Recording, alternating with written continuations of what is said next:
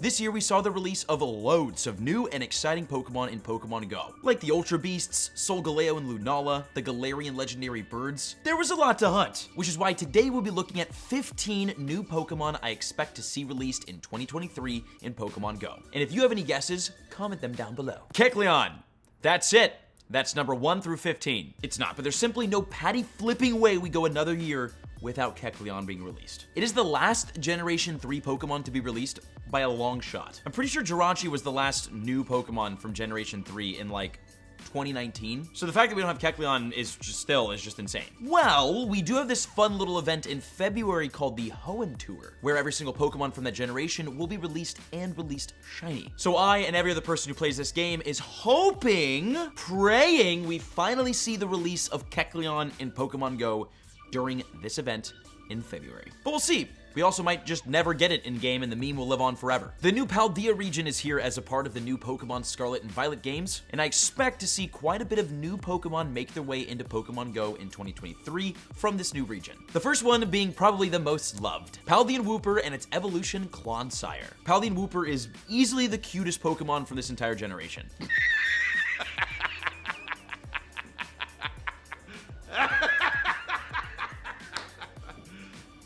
Serious? And we already saw a Wooper-focused event happen in Pokemon Go once before, so another one happening in dedication to this new, cuter Wooper.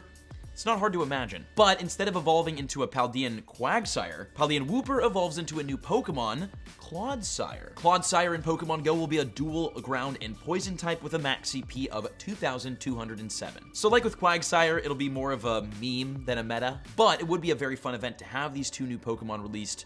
Maybe also with their shiny? Who knows? New legendary Pokemon are always an exciting thing, especially when they're good. And I expect a really cool and potentially super useful new legendary coming out in 2023, Necrozma. And why am I so certain it's going to be released? Because it was teased in this trailer along with the other Ultra Beasts. Fun fact, Necrozma also fuses with 2 other Pokemon that were just released this year, Solgaleo and Lunala. Obviously, we would need like a fusion feature to release alongside this, but that'd be cool, and it would make for a really, really incredible update and legendary release. That would be sick. And Necrozma in Pokemon Go would be a bit of a monster. It's a pure psychic type with a max CP of 4,163, and its 2 other forms are even better. When fused with Lunala, you get the Dawnwings form, which is a dual ghost psychic type with a max CP of 4,634. Then when fused with Solgaleo, it becomes the Dusk Mane form, a dual psychic steel type with a max CP of 4,634 as well. It would be a beefy update to get all 3 of these at the same time,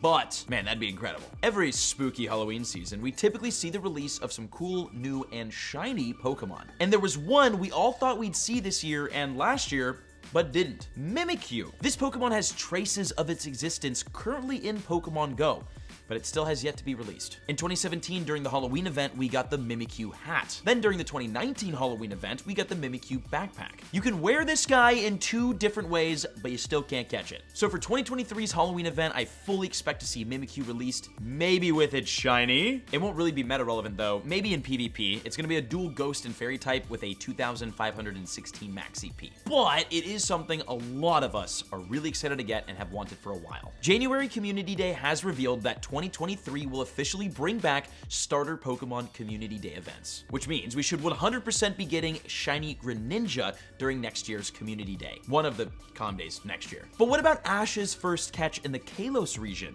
Ash Greninja. RIP Ash, by the way. Didn't see that one coming. Ash Greninja is a different Greninja form, and it's one that will be super good in Pokemon Go. Normal Greninja maxes out at 3,001 CP, while Ash Greninja goes up to a whopping 4,504 max CP with one of the highest attack stats in the game. This should be one of Pokemon Go's best Pokemon. And although I don't think this will happen, I would love to see Ash Greninja release alongside Froakie Community Day. But I feel like Niantic being Niantic will probably release it in some sort of paid ticketed event or feature it in a raid day with its shiny available, which I honestly wouldn't be as mad with. I'd be down for that. Speaking of legendary Pokemon, there's one that I'm super surprised we haven't seen released yet. One that we're all kind of waiting for, especially the shiny, Zygarde.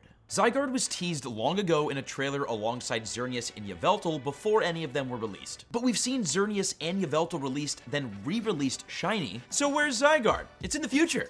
in 2023. And when it comes to Pokemon Go, it's gonna be pretty good. It's a dual dragon and ground type with a max CP of 3,855, and again, the shiny is incredible. Like the next Pokemon I'm predicting, Larvesta. I actually already predicted Larvesta and its evolution Volcarona to happen during the 2023 Community Day events. These two Pokemon are the last two to be released from Generation 5. And what better way to release them than with their shiny forms? Whether it be during a comm day or just some random event, these Pokemon should absolutely see their day during 2023. And how will Volcarona be in-game? It's a dual bug and fire type with a max CP of a whopping 4,106. Now, obviously, depending on the moves that it gets, it might be super useful as either a fire type or a bug type Pokemon. And again, the last Gen 5. Kecleon is the last Generation 3, Volcarona and Larvesta are the last Generation 5, but what about Gen 4? Well, there's only 2 left to be released, and I think we see them both next year.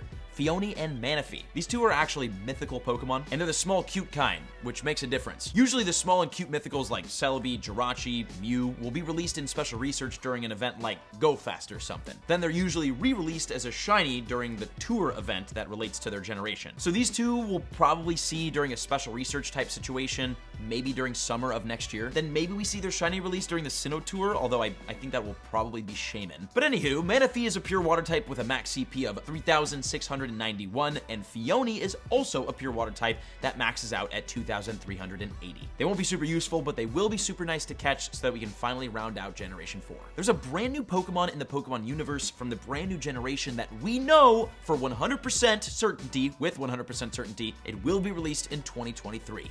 Gimmighoul. This is a very Meltan adjacent Pokemon and will most likely be released in Pokemon Go kind of the same way Meltan was. And how do we know it's getting released in 2023? In this article released by Pokemon Go, it explains. In 2023, Pokemon Scarlet and Violet will be linked with Pokemon Go. Linking these games will allow you to catch Gimmighoul roaming form in Pokemon Go. When Meltan was first released, the only way to get it was by playing Pokemon Let's Go up to a certain point where you could link Go and Let's Go together, and then by linking them, you were able to catch Meltan in Pokemon Go. Gimmighoul will probably have the same exact situation, and there's already something Gimmighoul-y in Pokemon Go. The Mysterious Coin. This item was released during a recent Community Day Classic, right, I think, and it should absolutely be used and useful during the release of Gimmighoul. Oh, and speaking of this Pokemon, the roaming form, by the way, will only have a max CP of about 1,248, so unless it evolves like Meltan does, it won't be that useful, but I do think it evolves. What will be useful is a Pokemon that I am almost certain we will see in February. Mega Rayquaza. February is the Hoenn Tour event, and Rayquaza is the top dog of the generation. And usually, we see it re-released in raids once per year because it's one of the best shiny legendaries to ever exist, and it's a very meta-relevant Pokemon.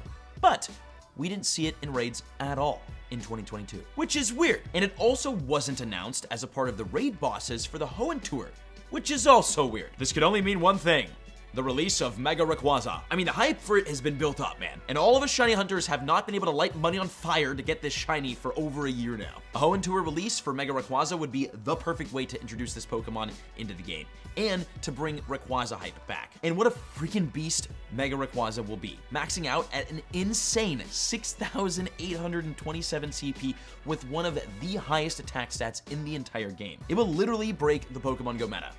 I can't wait. And the shiny? Chef's kiss. Regional exclusives are a huge part of Pokemon Go and make traveling to new countries a little extra exciting. And I think we'll see the release of a new regional Pokemon in Mexico, Hawlucha. Hawlucha is a sick Pokemon and would make a perfect regional, as it doesn't evolve and has an amazing shiny. Although it might be useful in PvP, it's got a max CP of 2,724 and is a dual flying type. This would be really cool to see released during a Safari Zone Mexico event, and I would absolutely be there for that. Another new Paldea region release I think we'll see this year that I just got the shiny recently for is Bisharp. In the Paldea region, Bisharp evolves into a new Pokemon called Kingambit. It is a crazy looking Pokemon that would make for a really cool Community Day release, kind of like what we saw with Teddiursa and Ursaluna. Although Pawniard has never been in anything other than the 12-kilometer eggs. So a more realistic event that would bring this new Pokemon into the game would be something relating to Team Go Rocket, where maybe team leaders are a little bit easier to encounter because they take less components to battle, and then maybe 12-kilometer eggs have a higher chance of hatching Pawniard, something like that. And although Bisharp isn't really useful in game, Kingambit might be. It's a dual dark and steel type with a max CP of 4,086 and it has decent base stats. And it's got a beautiful, beautiful blue shiny, which I will be evolving into when it's released because I got my shiny Pawniard. So be sure to subscribe here to the channel to watch that go down. A Pokemon that would make a lot more sense to release during a Community Day event is the Bounsweet family. It's a Generation 7 Pokemon and the perfect contender for a Comm Day. It's not too crazy hyped of a Pokemon, it's a 3-stage evolution, plus for it to be released for the first time ever with its shiny during a Comm Day would be super sick. It fully evolves into Tisserina, which could be decent. It's a grass type that maxes at 3,351, so if it is at all useful, it will most likely be useful in PvP. 2022 was the year of the Ultra Beasts, but there's still a couple more to be released. And I think there's two we'll see during a Cosmog-like special research event in 2023 that were both teased during this trailer. Poipole and Naganadel. These are two Ultra Beasts that we should definitely see in 2023. Poipole is a pure poison type with a max CP of 1,854, which may seem low, but it's because it evolves. By using 200 candy, you can evolve it over to Naganadel, which is a dual poison and dragon type with a max CP of 3,587. And again, I do think we're gonna end up seeing this in some sort of special research. Also too, because it takes 200 candies to evolve, that would be a little bit difficult to get through raids. So having it released during a special research where you can get 200 candies by completing steps in the research would make a lot of sense. And like with Cosmog, we'll probably only get one. Then you'll have to choose. Which one do you want in your account more? Poipole or Naganadel? Personally, if we only get one, definitely evolving it. And the final Pokemon I expect to see in 2023 is Cowboy Hat Caterpie. I tip the cowboy hat to you, Mike Nerdlaw. Keep fighting the good fight. And those are 15 brand new Pokemon I expect to see in 2023. If you have any other guesses, let me know in the comments and check out the other videos on screen because they're fun too. Thank you for watching. Take care.